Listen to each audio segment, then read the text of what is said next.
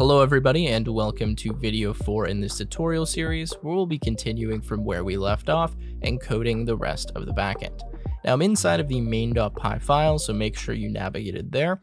In the previous video we handled all of the routing, so now all we need to do is actually write the individual functions. Now I think it makes sense just to start by writing the create challenge function, and then we can go through accept, reveal, and then finally get challenges. Now, first things first, I just want to declare a few global variables here that we're going to need to use throughout the rest of the code. So the first variable we'll need is called challenges, and this is going to allow us to store all of the different challenges that are going on. So we'll have challenges is equal to an empty dictionary, and then we will have player underscore challenges is equal to a dictionary as well. Now this will store a key value pair, which will have the player's address associated with the challenge they're currently in. This way we know if a player is in a challenge, and we can only allow them to be in one challenge at a time. At least that's what I'm going to do. Now I'm also going to have next ID equal to 0. Now this is just going to keep track of what the next ID of a newly created challenge should be, so that all of these challenges have a unique identifier. Now notice here that these global variables are actually like the state of our application. If you've ever worked in Solidity before, you know that you have state variables or storage variables, and that's exactly what these are in Python. Any global variables, or really any variable at all that we have stored in some global context, will just be here forever. So this acts kind of just like storage or state, and there's not as many restrictions on this as there would be in something like Solidity.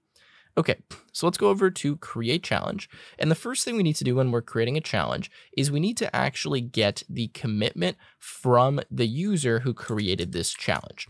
So to do that, we're going to say commitment is equal to payload.get, and then we're going to try to get the key commitment. Now I spelled that incorrectly, so let's spell that correctly. Remember that payload is the data that's been sent in. Now inside of the payload, we have a method, and we could have some other data as well. Now, what I'm going to say is when we're creating a challenge, we want the user to send us their commitment, which is that secret string. So we're going to check the payload and see if that commitment's inside of there. And if it's not inside of there, we're going to tell the user. So we're going to say if not commitment, report no commitment. Okay, so like that.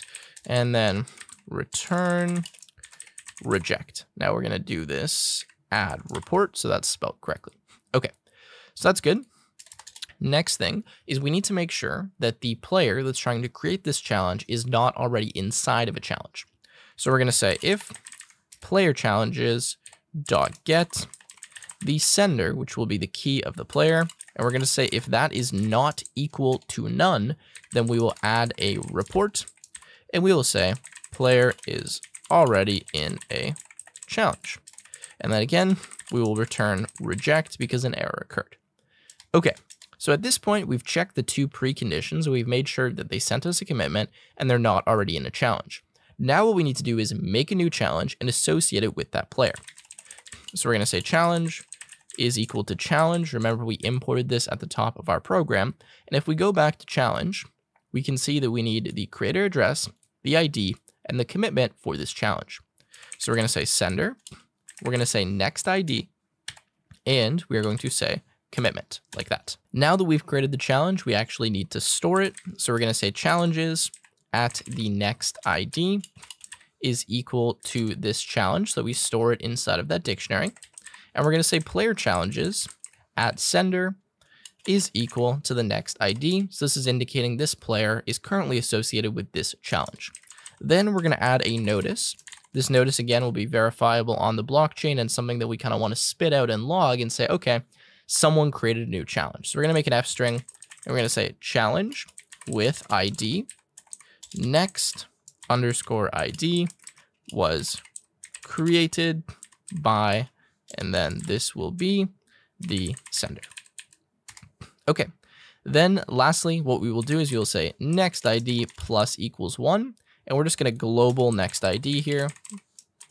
And what that will do is allow us to actually increment this value. So the next time we make a challenge, the ID is +1, right? So it's a new ID. We have a unique ID for that challenge. Make sure you add this. Otherwise, you'll only ever be able to have one challenge at a time. Okay, so that's all we need for creating a challenge. If someone calls this successfully, it will make a new challenge. Again, assuming they're not already in one and they sent us a valid commitment. Okay, so now we'll go over to accept challenge. Now, if a player wants to accept a challenge, we need to know, first of all, what challenge it is that they're accepting, and they also need to send us a commitment. So what we can do is a similar thing to what we had before. We're just going to copy this line here. So commitment, and we're also going to look in the payload and get the ID of the challenge. So we're going to say challenge underscore ID is equal to payload dot get, and then challenge underscore ID. Okay, so again, we want them to send us a commitment and the challenge ID. So now what we'll also do is we'll say that the challenge they're referring to is equal to challenges.get, and we will try to get the challenge with the challenge ID that they sent, and then we will check if that challenge exists. So we'll say if not challenge, add a report, and this will say challenge does not exist, and then we will return reject. Otherwise, we will say if not commitment, okay, then we will say add report, no commitment, okay, and return reject. And then lastly, we'll do the exact same thing here. So we're just going to copy this line and paste this here and make sure that this player is not already inside of a challenge. Okay, recapping, we get their commitment, we get the challenge ID, we see if there is actually a challenge with that ID, so that's what we're checking here. We make sure that they have a commitment, and we make sure they're not already inside of a challenge. Now at this point, we pass all the preconditions, so we can actually add them to our challenge. So we're going to say challenge.add opponent, because now we know this is a valid challenge because it does exist. Now to add an opponent, we need the sender, and we need the commitment. Remember, if we go back to challenge here, we have a method add opponent, right? This just adds them in and kind of accepts the challenge. So we need to pass the address and the commitment, which is what we do. Now, after we do that, we need to add this challenge to them. So we'll say player challenges add sender is equal to the challenge ID that they submitted. Okay. And then we will add a notice. This again will be an F string, and we will say challenge with ID.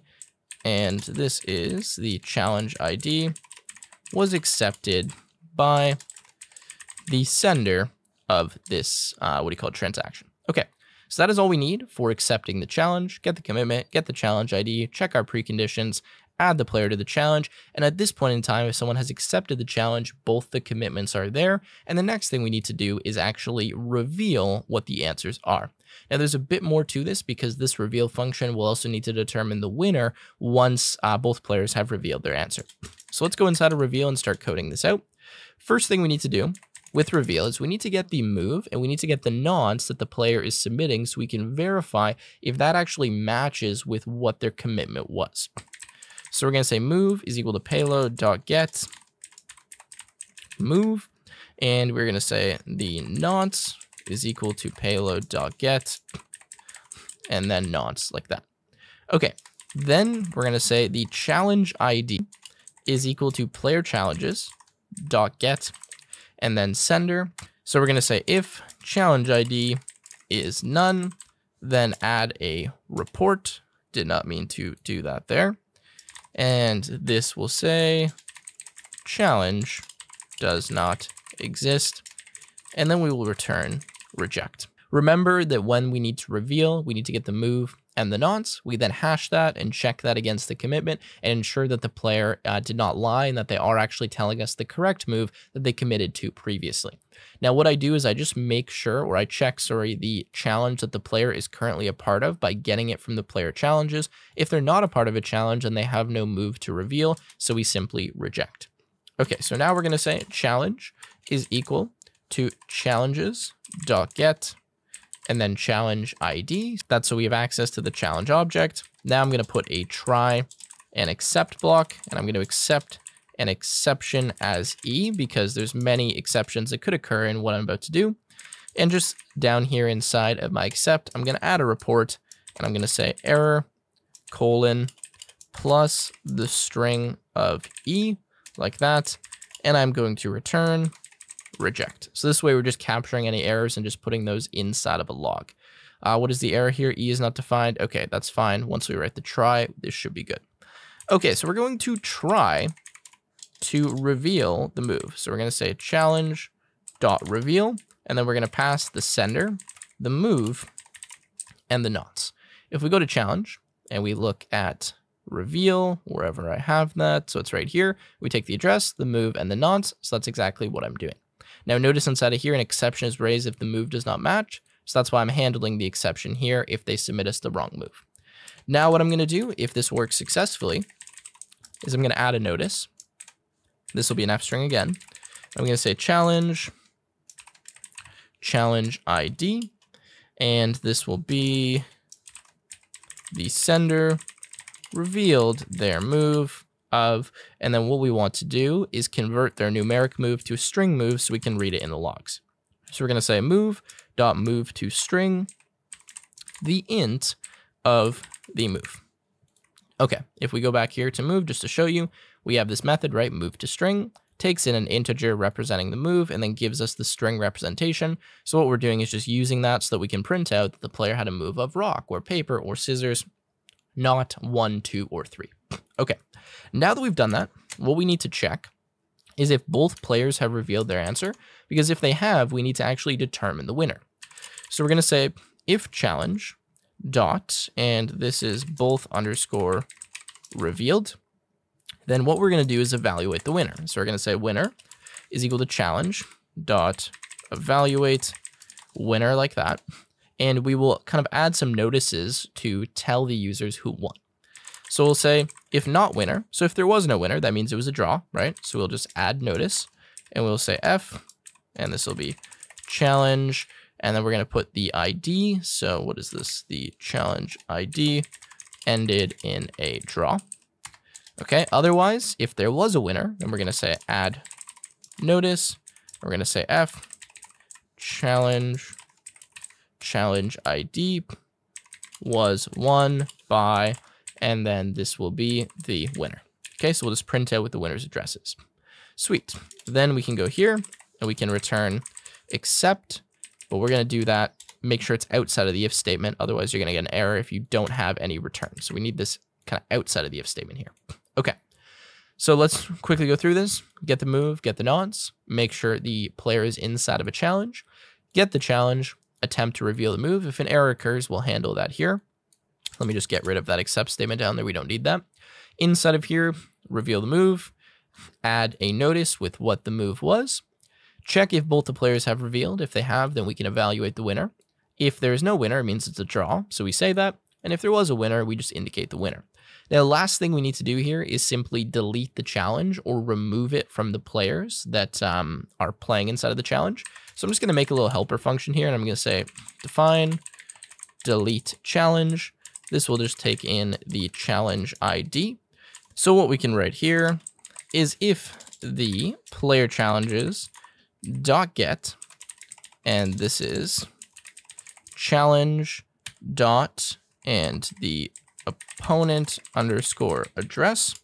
So we're going to say if that is not equal to none, then we will simply delete this. So let's go del and take this. Now let me just quickly explain why we're doing this. So our player challenges, we have an address associated with an ID, right?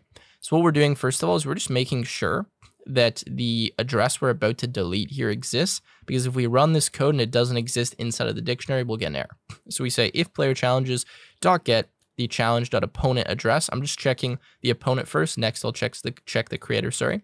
If it does exist, we'll simply delete that from the dictionary.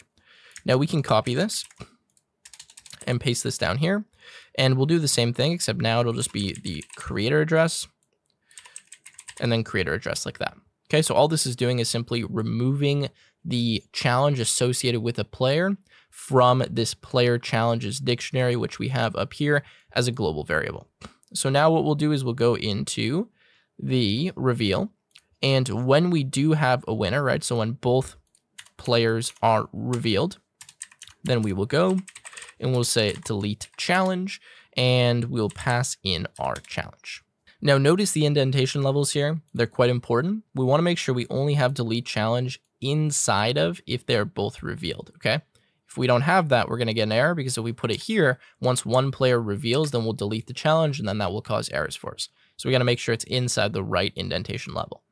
Okay, now that we have reveal and we've deleted and we've cleaned everything up, we want to write get challenges. Then that will actually be all of the code we need for the backend. And then what we'll do is we'll start writing the front end so that we can actually test this code. It's a lot easier to test it once we have our own custom front end. So we'll spend a bit of time setting that up. I know it's kind of annoying to write a lot of code and not test any of it, but in this instance, we actually need to kind of write the front end to be able to interact with this in a way where we can actually test it. Anyways, for get challenges, what we want to do is we want to list all of the different challenges and we want to give some meaningful information about them.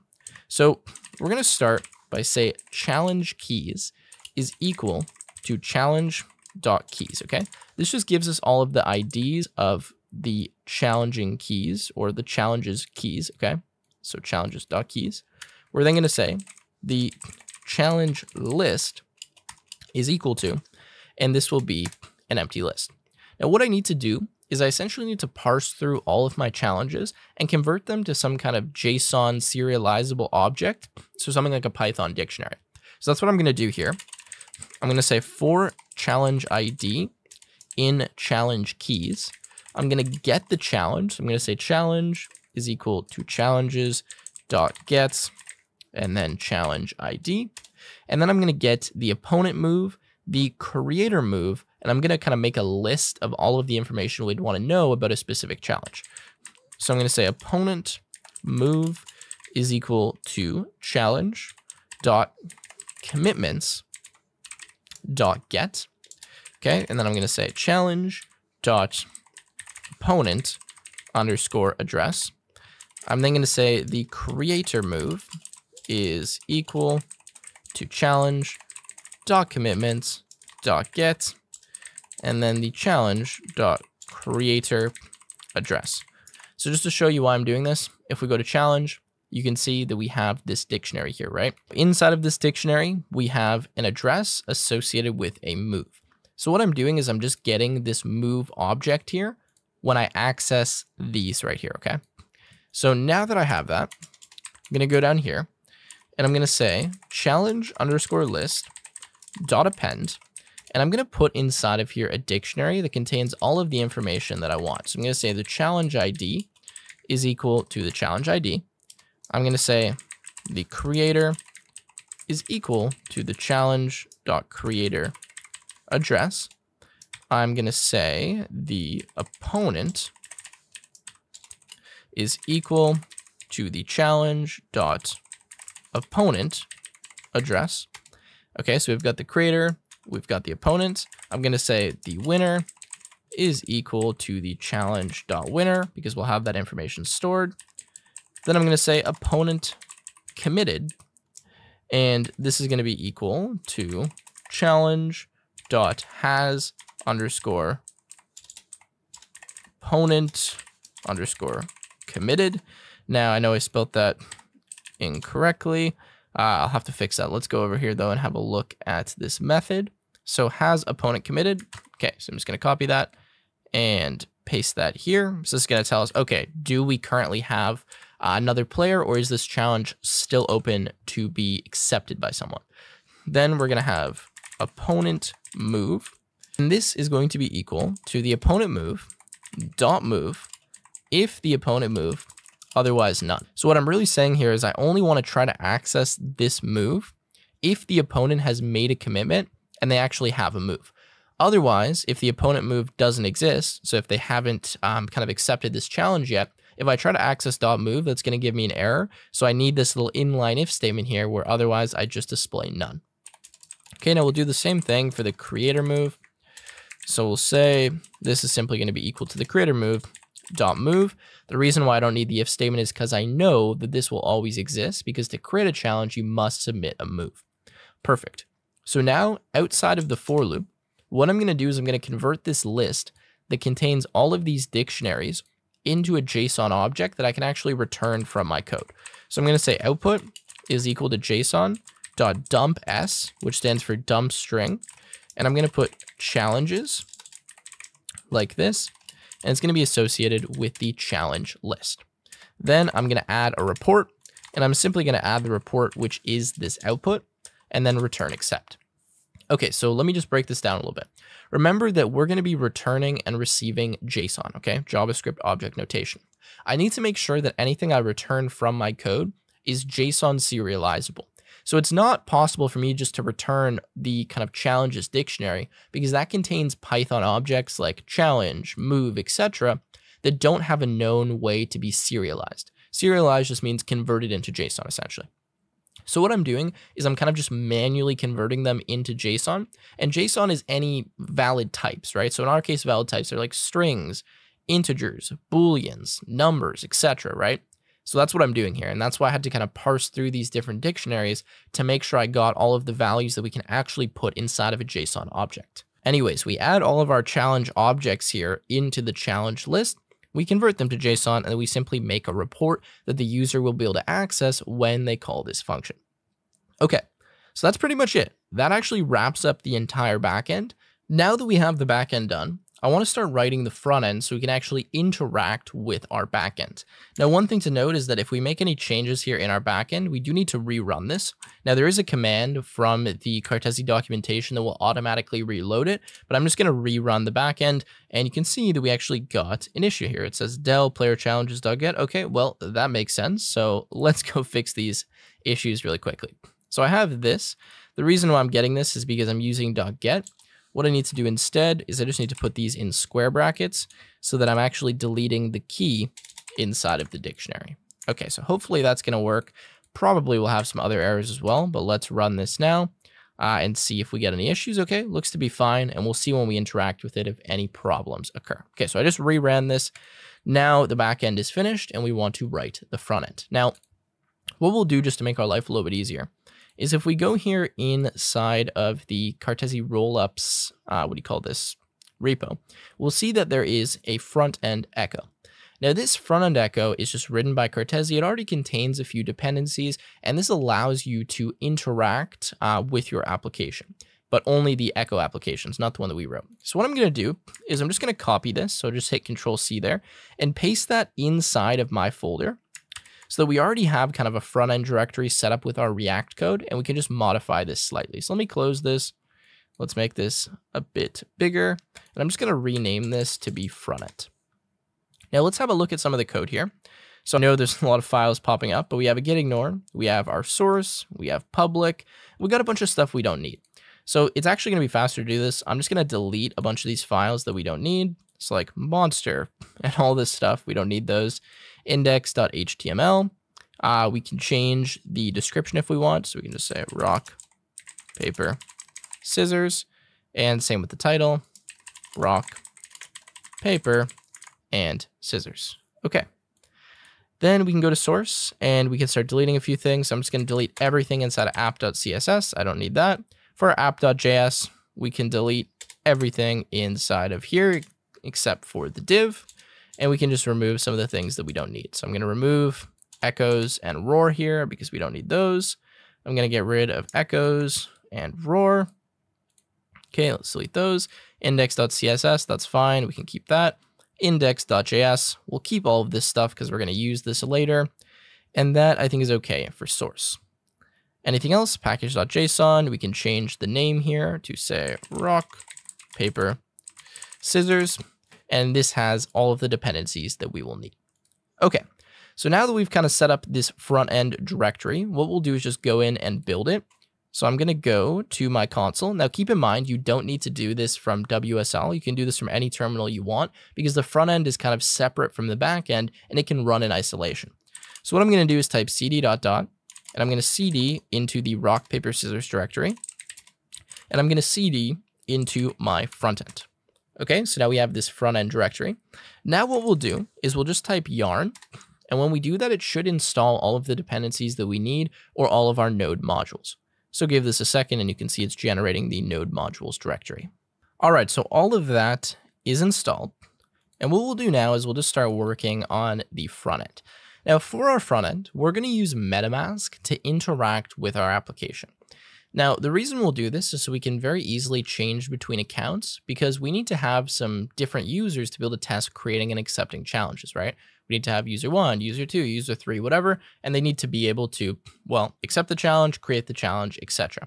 So what we're going to do is just remove this account index. I don't need that for now. And I'm going to start setting up something known as the signer. Now, the signer is the account that's kind of currently authenticated with our web page using MetaMask. Now, to set all of this up, we're going to use something known as ethers. It's going to look like a little bit of gibberish if you've never seen this before, but just bear with me. This is a library that we actually just installed by copying that kind of front end directory here. And this will allow us to connect with MetaMask and get some account information, send transactions, etc. So what we're going to do is set up some state. We're going to say const signer and then set signer like this is equal to use state. And this will be undefined for now because when we start the app, we don't have a signer. Then we're going to have a use effect. And essentially, as soon as the application loads, we're going to try to connect to MetaMask. So let's make our use effect hook. Inside of use effect, we're going to say if the type of, this needs to be inside of parentheses. So if the type of window.ethereum is equal to undefined, then what we will do is we will return an alert, and this alert will say you need MetaMask to use this application. Okay, so this is just checking to make sure that we have MetaMask installed. Window.ethereum kind of exposes the MetaMask extension or some other types of extensions as well, but in this case, MetaMask. If we don't have it, we'll tell them, hey, you need MetaMask for this to work. Okay, otherwise, we're going to try this. So we're going to say try, catch. We're going to catch an error, so we'll just handle this first. Okay, we'll say console.log, and we will log out what the error is, and then we will alert and say connecting to MetaMask failed. Okay, so if an error occurs during the connection process, that's what we'll do. Otherwise, just giving myself some space here, we're going to say window.ethereum, and then this is .request, and we are going to request the following. So we're going to say method inside of an object, and this is going to be f_request, and then account. Make sure you type this exactly like I have. Now what this is going to do is request to connect to the different Ethereum accounts we have in MetaMask.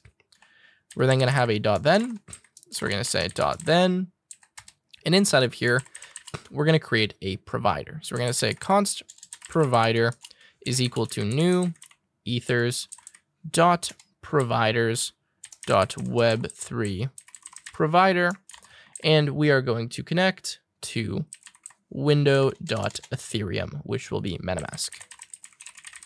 Okay, I know this seems weird, but the way this works is in ethers, we first create a provider. The provider gives us access to a bunch of different accounts. In this case, we are creating the provider from the MetaMask extension in our browser. That's really what's happening. That's all we're doing. Then what we need to do is get the signer, and the signer is essentially getting the current account that is active in MetaMask that we'll use to sign transactions. So we're saying const signer is equal to provider dot get signer, and then we're going to say set signer like that, and we're going to set this signer. Okay. That's it for the use effect. This means when we first open up the window, it should attempt to connect us to MetaMask. Sometimes this will just happen automatically. Sometimes it will prompt you. You got to type in your password, etc. And then it should give us the signer. Okay, so we can actually test this out by running our React application. So to do that, I believe we just type yarn start, and that should actually run React. So let's give this a second to run and see if this works. All right, so I ran React and I just got an error here saying ethers is not defined. So we just need to import ethers. Just forgot about that. So we're going to say import ethers like this from, and then ethers. Okay, so that should fix it now. Let's go here and we can see nothing's really happening. But if we go to MetaMask, notice that we have kind of this little pop-up here, and that's essentially saying, hey, we want to connect to MetaMask. So let me type in my password. I'll be right back. All right, so we are now connected, and you can see that I have a few accounts, and I'm actually connected to the Hard Hat network. Now, what I'm going to do is just remove a few of these accounts because I want to show you the process of adding them, and I don't want to have this already set up beforehand. So let me just remove any of them that it will allow me to remove. Okay, that's fine. Now notice here that I am on the hard hat network. Now this is a network I've manually added to Metamask. Obviously, I think it goes without saying you need to have Metamask installed for this to be working. But if you don't yet have the hard hat network, which is the local node that we're connected to for our development environment, you're going to need to add that. So you can go to add network and it will bring you here and it should show you a few options. Now you're going to have to add a custom network. So if we go full screen here, we can add a network manually. Now for the network name, you just call this hard hat. Let me just zoom in a bit so you guys can read this. For the new RPC URL, we have to enter in the URL for hard hat, which should be this, okay? So http://127.0.0.1, otherwise known as localhost, and then port 8545. Now it's saying it's already being used because I already have this network, but I'm just trying to show you what we need to type in. So make sure you type in this exactly. And then you type in 31337. That should be the chain ID. Now for the currency symbol, I don't think this matters, but I'm pretty sure you just type in ETH, and then assuming that this is not incorrect, you should be able to just go, right? So again, I already have this added, which is why it's not letting me add it, but you guys should be able to add it using this. If for some reason ETH is not working, it's prompting me to use Go. Doesn't really matter what the currency symbol is, so just use whatever it tells you. Okay, so I'm going to cancel that because I don't need that. If I go to hard hat, you can see that this is my setting. So hard hat 31337 and then hard hat ETH. Okay, so I guess you can just go with that and you do not need a block explorer URL.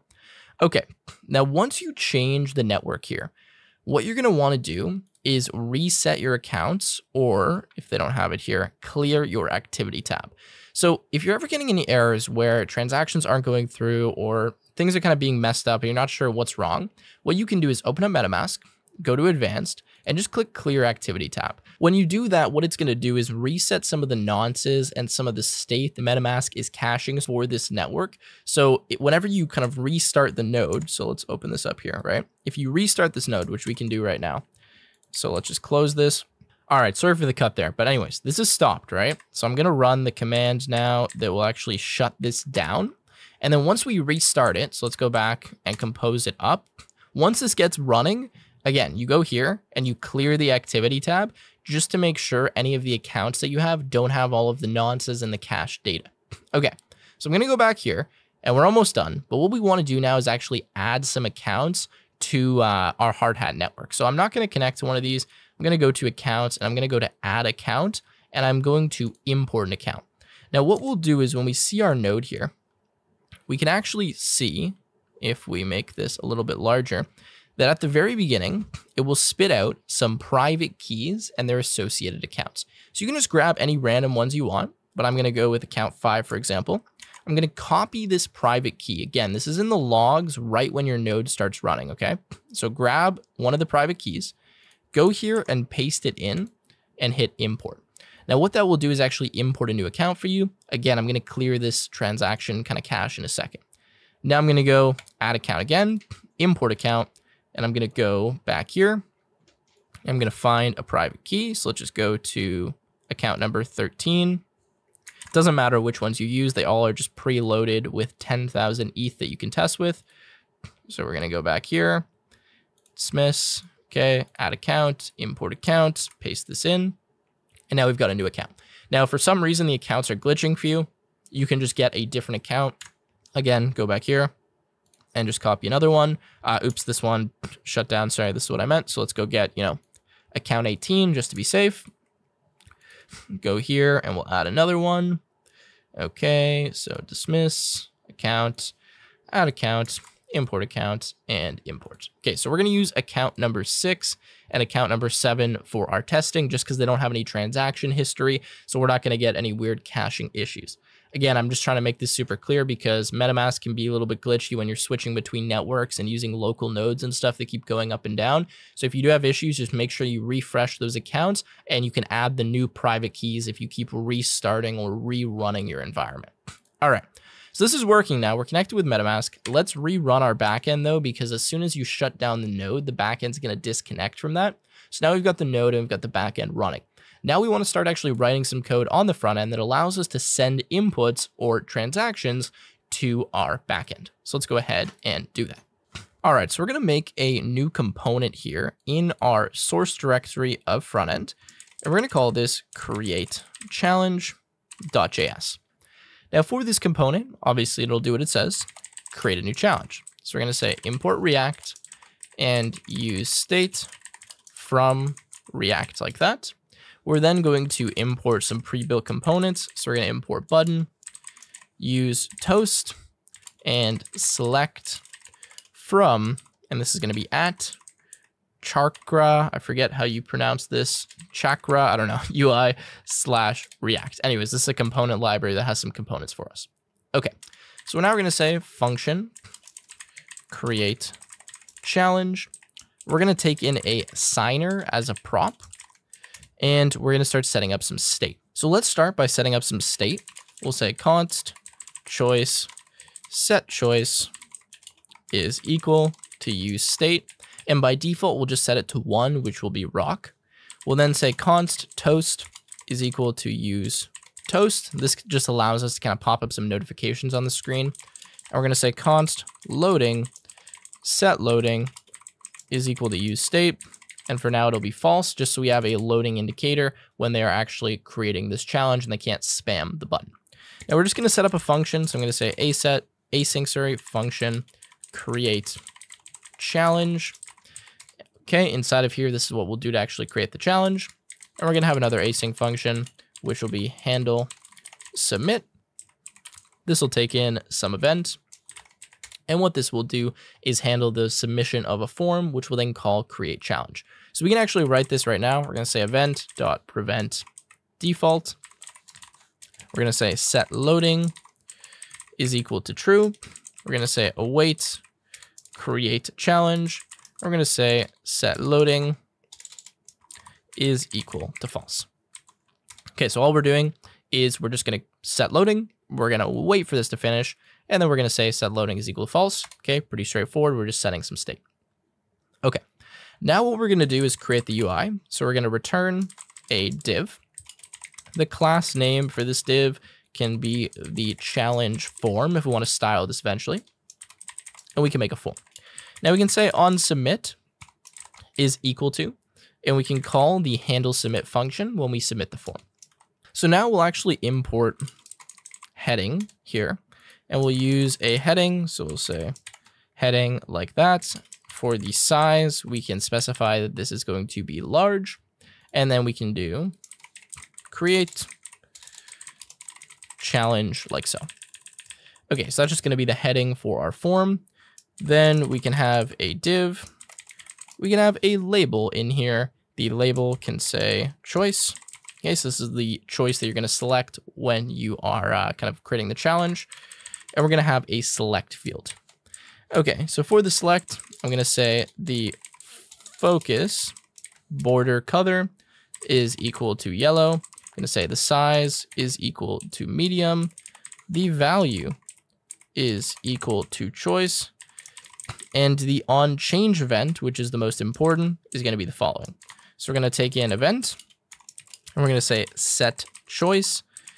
And let me just save this or format it so that we get some better kind of spacing here. I'm going to say event.target.value.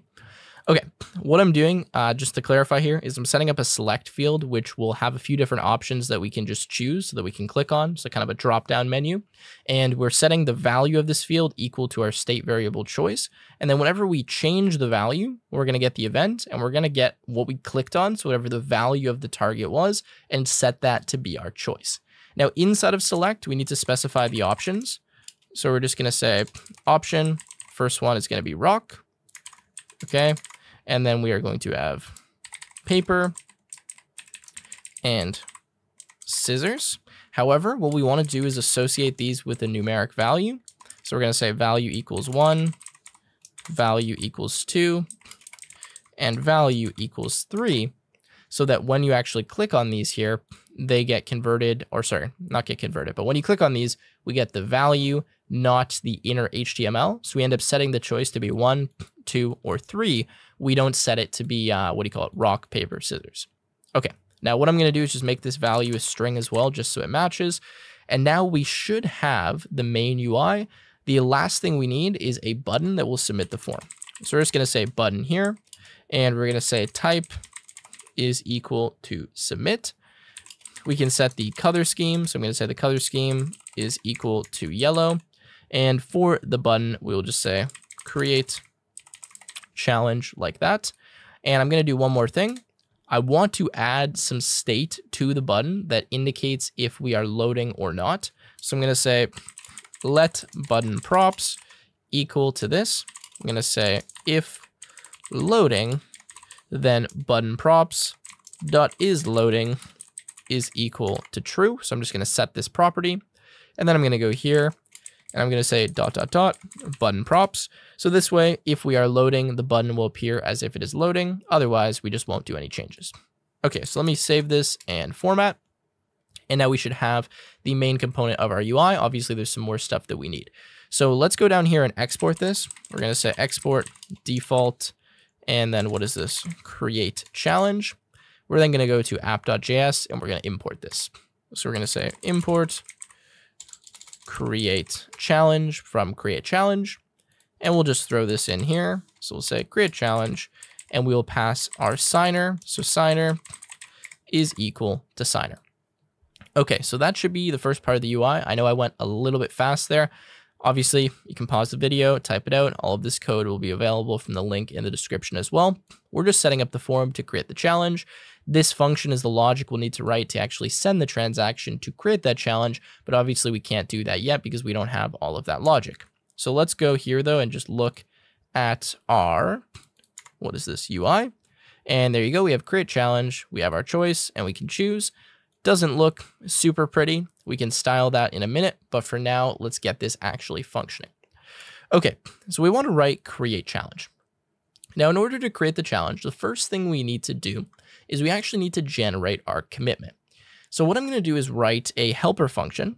I'm going to go to source. I'm going to type util.js, and I'm going to put a utility in here that can do some of the hashing and cryptography for us. All right, so we're going to start with our hashing function, which is probably the most annoying. We're going to say export async function generate hash, and we're going to put inside of here input. Now what we're going to do is create an encoder. We're going to say const encoder is equal to new text encoder. And a lot of this is going to seem like gibberish. Just bear with me. This is just a function that will create the hash. You don't have to worry too much about exactly how it works, so don't stress about it. We're going to say const data is equal to encoder dot encode, and we're going to encode the input. We're then going to create a hash buffer. So we're going to say const hash buffer is equal to await crypto dot subtle dot digest, and then we're going to say that we want to use the SHA-256 algorithm, which is the same one we used on the back end, which is very important. We're going to take our data, which is this encoded hexadecimal input. We are then going to say the const hash array is equal to array dot from. We're going to say new uint 8 array from the hash buffer. We're then going to say the const hash hex, the hexadecimal version of the hash, is the hash array dot map. We're going to take in b. We're going to say b dot to string base 16. That's what we're doing here. Dot pad start to zeros. Okay, then we are going to return the hash hex.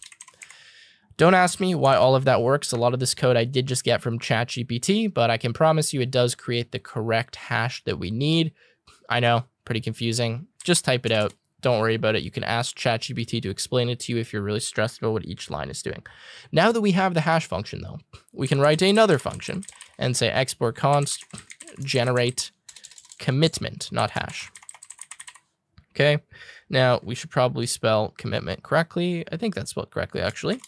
And we'll say this is equal to an async function, and this can take in the choice and the signer, and this will generate a commitment for us that is the hash of our, what is it? What do you call it? The move and our nots. That's what we want.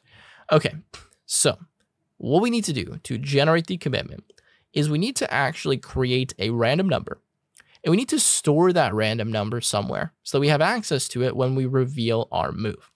Now, this is where we're going to create another file, and we're going to call this constants.js. Now inside of here, I'm going to define a few constants that we're going to need, 2 of which are going to be the keys that we're going to use to store a value in something known as local storage. Now, local storage is associated with your browser. So what we can do is we can store the random numbers that are associated with a specific account and the challenge that they are in our browser. And that way, we're storing them locally on the client side. We're not exposing it to the blockchain until we reveal our answer. So the reason I'll store it in local storage is so that if we refresh the page, we leave the page, we come back to this page, we still have it stored there. So we'll be able to actually reveal the answer and complete the challenge. You'll see what I mean in a second, but let's define these constants. So we're going to say export const, and this is going to be the nonce key. And this is just going to be equal to nonce. Okay. And we're going to say export const move key, and this will be equal to move. Now I'm doing them in all capitals just because they are JavaScript constants. I'm going to go to util now, and I'm just going to import those because we're going to use them in a second. So in util, I'm going to say import, and this is going to be the nonce key and the move key from my constants. Now inside of the generate commitment, what we're going to do first is get the address of the person who is making this commitment. So to do that, we take the signer and we say .get address, but this is a promise, so we need to await it to get the address from the signer, which is from Metamask, okay? We're then going to say const nonce is equal to math.random multiplied by a large number. I'm just going to multiply it by, what do you call this here, 10,000. This is going to give us a random number between 0 and 10,000. So that's what we're going to use for our random number. You can make it more secure by adding more zeros if you want, although either way, we're still going to get a large decimal value, so it doesn't really matter. In fact, you don't even have to multiply it, but I will. Okay, we'll just multiply by 1,000. Anyways, we're now going to say local storage dot set item, and we're going to set the nonce key plus the address, and actually, yeah, address.to lowercase to be the nonce. Now what I'm doing here in local storage is I'm making a combined key. Now the combined key is simply nonce, so whatever we put in util, which is just the string nonce, plus the address of the account that created this nonce. The reason why I need to add this part here is because we're going to have multiple different accounts that could be interacting from the same browser. So I don't want to override previous nonces that other accounts have created. So when I store the nonce, I store it with the address of the account that created that nonce. That way we can also access it only when we're signed in with that address. Hopefully that makes sense, but that's kind of how this works. Now we're going to do the same thing here for the choice, because just like we're caching this random number, we also need to cache the choice so that we know what that is when we go to reveal the answer.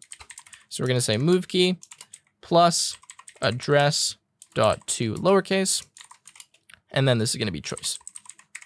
Now it's important that we convert the address to lowercase because sometimes they have like mixed capitalization, and it can cause some issues when you're checking the local storage if the capitalization is off. So I just always convert it to lowercase just to be safe. Okay, so now we've stored the nonce and the choice, which we'll use during the reveal phase. Now that it's stored, we'll create a hash of it. So we'll say const commitment is equal to await generate hash. So let's fix that. And for the hash, we're going to take the nonce dot to string plus the choice, which should already be a string. We're then going to return the commitment. Okay, so what we did is we got the address, we generated a random number, we stored the random number and the choice that the user made, and then we created a hash that takes the nonce first and then the choice. The order here is important. It needs to be in this order. Then we return the commitment, which will just be a random string. Notice on line 15, we're generating a random number using math.random. Now this will generate a random floating point value between 0 to 1, and then we multiply it by 1,000. What that means is we're going to have actually quite a few decimal places in our number, and we have a floating point value here. Now we really shouldn't use a floating point value for our nonce because the amount of digits that can be represented, floating point digits that is, in JavaScript is different than in other languages, say like Python or Go or whatever our backend is written in. So what we should really do here is actually round off the nonce. Now in this video, I don't do that and I end up using a decimal value, and you'll see that everything works completely fine. but I wanted to mention that really we shouldn't use a decimal value nonce. We should use a whole number. So ideally what you would do here is just round it off. So you just simply round it to the nearest whole number, and that way you'd avoid any significant digit issues with kind of values in different programming languages and how things are handled. Okay, so we now have the two utility functions we need to generate the commitment, which also involves generating the hash. Now, we also need a way to send an input to our smart contract or to our backend. Now, to do that, we're going to go over to constants and we're going to write another few variables. So we're going to say export const, and to be able to send something, right, to be able to send a transaction, we need to know where we're sending it. So we're going to get the DApp address of our backend, okay? So we're going to say export const DApp address. I'll show you how we get that. I'm going to say export const default underscore URL, okay? And this is going to be equal to the URL that I'll type in here, which is http://localhost:5005/inspect. Just copy that in. Don't worry about that a ton. That's just the port essentially that we are running the kind of inspect server on. We'll talk about that later, but just put that in. We're then going to say export const, and we're going to say input box address is equal to the following. So let me just pause here and explain something. When we send a transaction to our backend, so something verifiable on the blockchain, it needs to first be logged on the blockchain. So we need to send the transaction to the blockchain. It then needs to get forwarded to our Cartesi node, where it can then be handled by the Cartesi framework and our backend. So what we're going to do is use something known as the input box. Now, Cartesi will deploy a series of contracts that are used within the Cartesi Rollups framework to interact with our backend, which is running off-chain. If we go into our folder here and we go to deployments and we go to localhost, you can see that we have a bunch of different, contracts, right? One of them is the input box.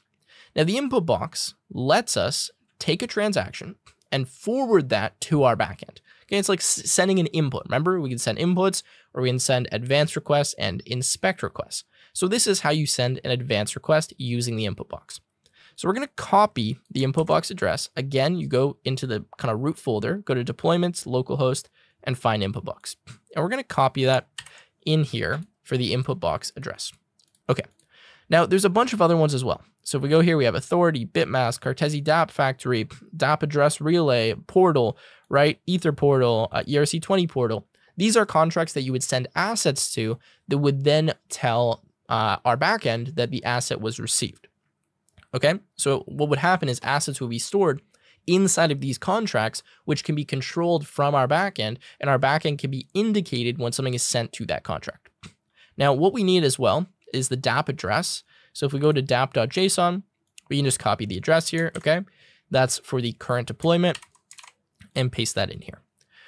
Okay, I know it was a bit confusing, but whenever you need any of the addresses, you go to deployments and localhost, and if you restart your Cartesi node, these addresses might change. So you may need to change these when the node resets, okay? When I'm talking about the node, I'm mentioning the kind of hard hat node that's running that test network for you.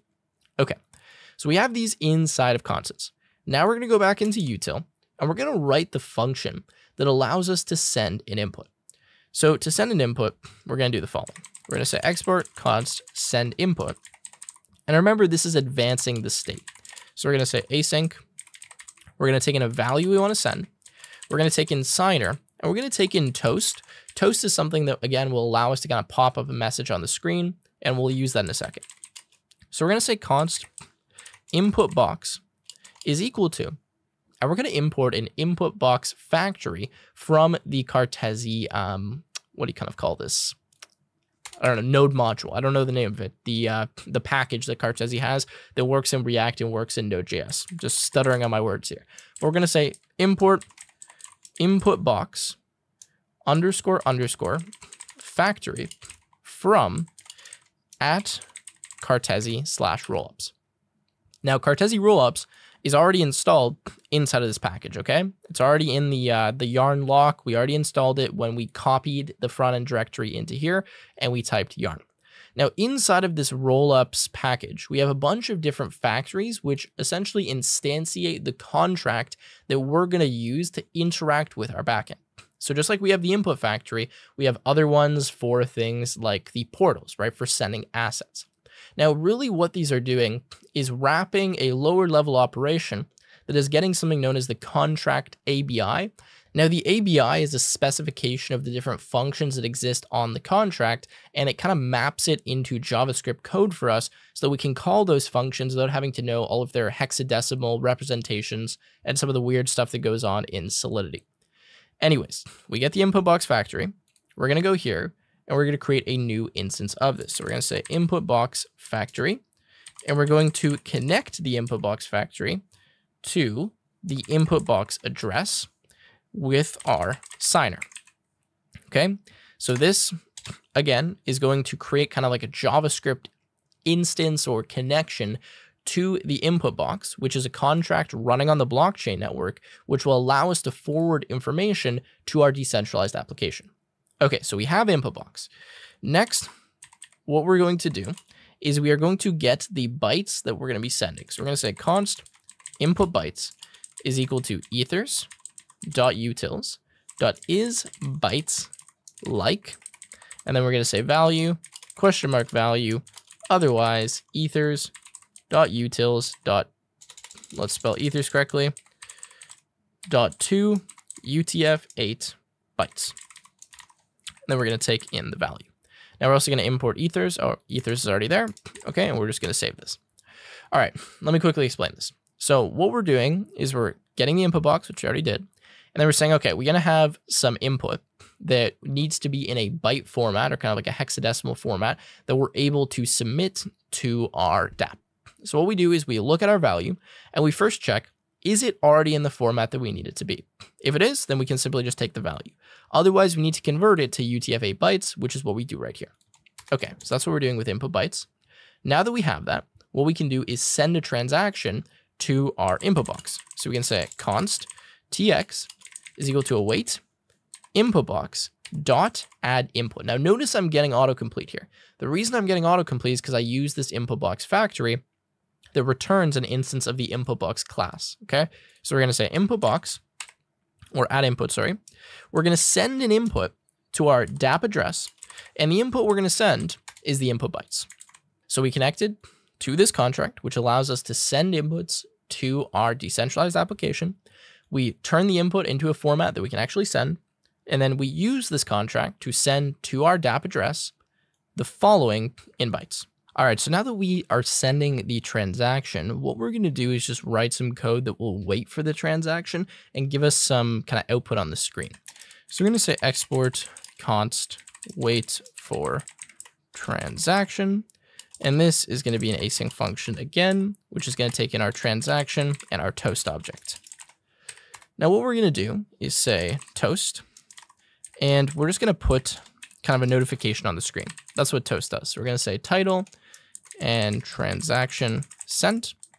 We're then going to say description, waiting for confirmation, like that.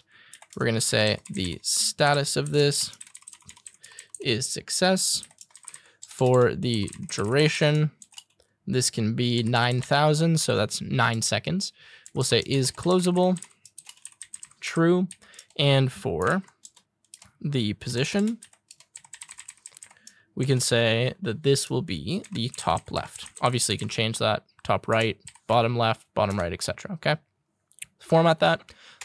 So we're going to do the toast. We're then going to say const receipt is equal to await transaction.wait1. Now what this does is wait for one confirmation for the transaction just to make sure that it went through. We're then going to say const event is equal to receipt dot events question mark dot find, and we're going to say e, and then e dot event is equal to input added, like that. So what this is doing is just giving us the event associated with the transaction, which will contain the logs with anything like reports or whatever else is generated from that transaction. You'll see what I mean in a second, but what we're doing is we're looking at the receipt. We're checking if there is any events. If there are, we're finding the ones associated with input added, which is what we just did with this transaction. So now we can do another toast. So let's copy this. Okay, and we will say confirmed like that.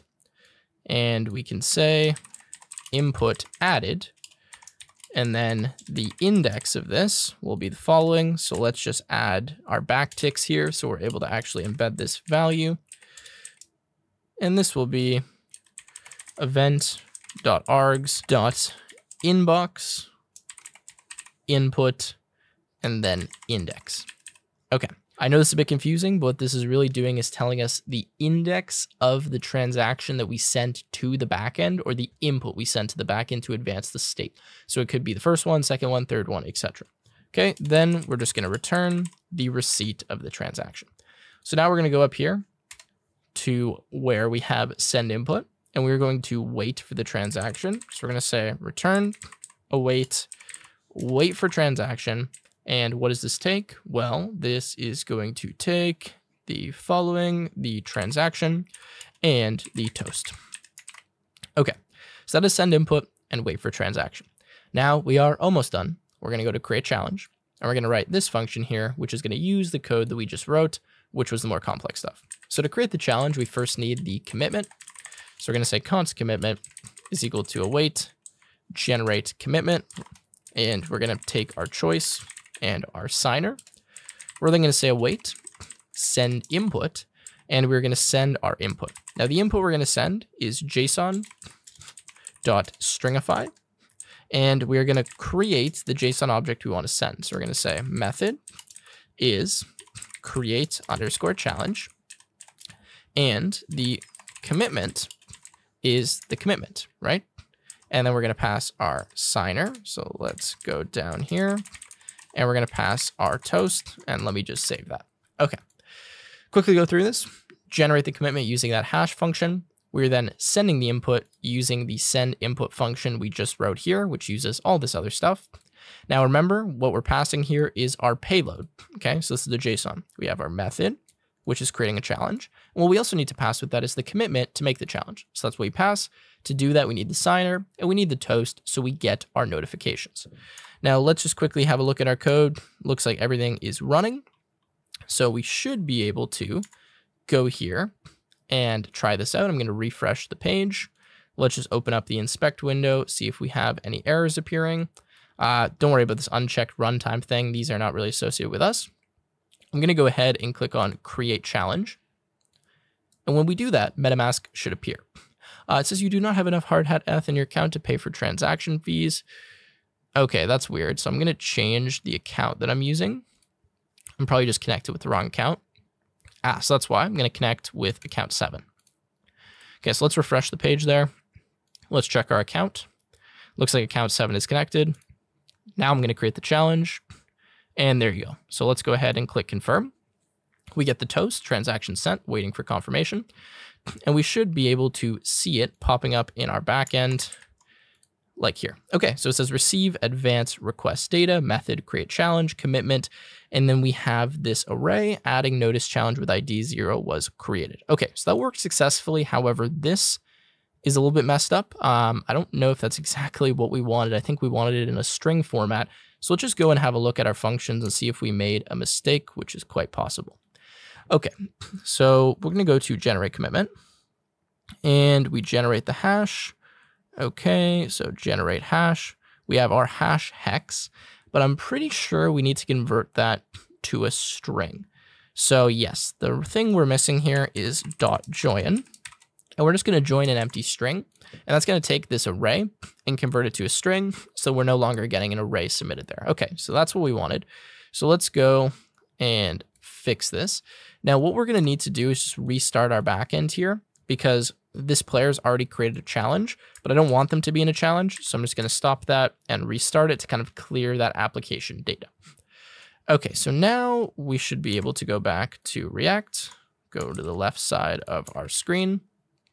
Okay, and let's just refresh to make sure we've kind of cleared this over. We'll do rock, that's fine. We're going to create our challenge this time. It says we have one pending transaction, that's fine. We're going to go ahead and click confirm. And we're going to wait a second here. And we should see that we get the result appearing on the blockchain, and we do. So we get the method create challenge, and we get the commitment. Okay, it says adding notice, challenge with ID 0 was created by this address. Fantastic. So I think, guys, with that said, I'm going to leave it here. That's all I wanted to do for this video, is get the backend finished and start interacting with it from the front end. In the next video, we'll write all of the rest of the front end code so that we can list out all of the different challenges that we have. We can accept those challenges, we can reveal our answer, etc. Anyways, I hope you guys are excited and looking forward to it. I will see you in the next video.